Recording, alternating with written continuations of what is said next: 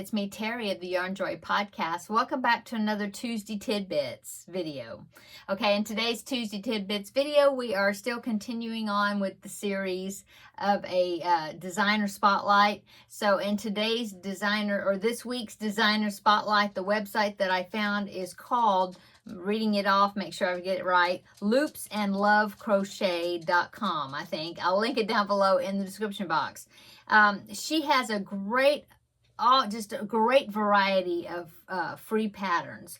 Okay, so let me go ahead and read the About Me section of her website. Okay, I found it. So the designer for loopsandlovecrochet.com, the owner of this blog is Amanda. And so here is her little About Me blurb that she has on her blog. Hi, I'm Amanda, the crochet-obsessed mom, wife, and teacher behind this blog. I love creating with crochet and share my patterns for free here on my blog. I hope you enjoy your time here and find something that inspires you. She also, I believe that she has a newsletter that you could sign up for that she puts out, okay? Okay, so her website is arranged really well. There's a lot of different topics, different categories that she has it divided up into. She has, for just an examples, and there's more than just these, but she has amigurumis, of course. She has bags and totes. She has things for babies like loveys. There's several loveys patterns that were really cute. She has household items like pillows, wall hangings, what else did I see? Like dishcloths and, different types of household things and baskets and yeah. And then she had wearables like hats, ear warmers, fingerless mitts, gloves, scarves. She had kids crochet and also adult crochet. And so I did take a few screenshots to show you. I picked out a few items. There's one item that I believe, I'm almost positive I've made it. It was years ago, but it looks really familiar. I think I made one. So anyway, let's go ahead and I will shine the spotlight on a couple of these, or a few of these that I thought were especially cute. Okay, so under the amigurumis, we have to start with those first. The one that I thought that I'm almost positive that I've made is this pattern for an African flower turtle, sea turtle pattern amigurumi. And so here is a picture. Now this is just from her website. It's not the one I made, but I'm almost positive I made one because I think I made one for a swap that Seta's place and I were doing, together like a Vlogmas or something, and I had made it for her. I think that's when it was. But anyway, that turtle is so cute.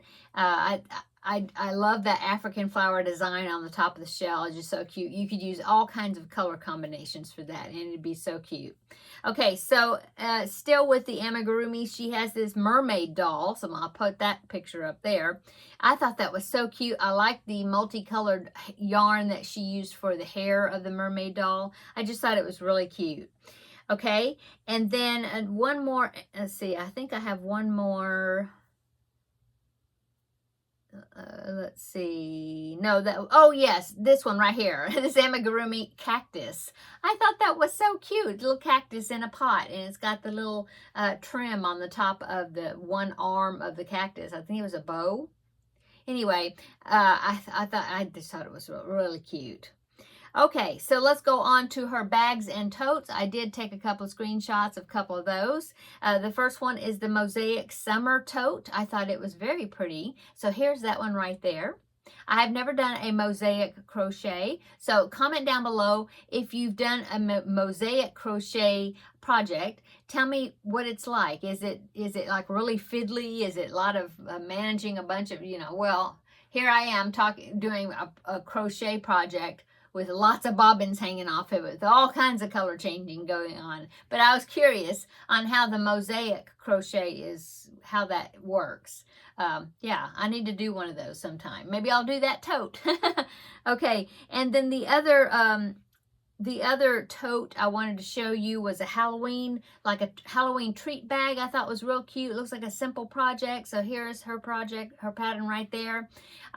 Isn't it cute? And I thought you could use it for trick-or-treating or use it for a project bag if you're working on something during the Halloween season. But I just thought it was really cute, simple, looked like it would be a pretty quick project, really nice. Okay, and then let's see, the other picture I was going to show you, I have one more. So under the hats and the ear warmers, fingerless gloves, that section, she has several hat patterns, really cute. She's got messy bun hats, but then she's got other regular type beanie hats with different, used with different stitches, really cute. And then here's this one, and I thought, oh, I've got it. In fact, I'm working on another preemie hat right now.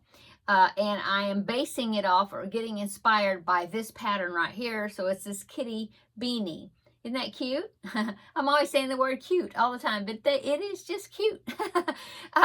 So in that kitty beanie, she does have patterns starting at, I think, I think 3 to 6 month size, either that or 6 month size, I forget. But she's got multiple sizes, including small child, toddler, I think maybe in an adult size for that kitty beanie. But I just thought it was so cute. I'm using my own beanie pattern, not mine, but the one I've been using all the time because it's a preemie beanie size. But I am using Amanda's pattern for the ear shaping and the face, and where I'm going to put the face on, and like how to crochet the nose. So that's how I'm using her pattern for what I'm doing with the preemie hats. But anyway, really cute patterns. There's that cute word again.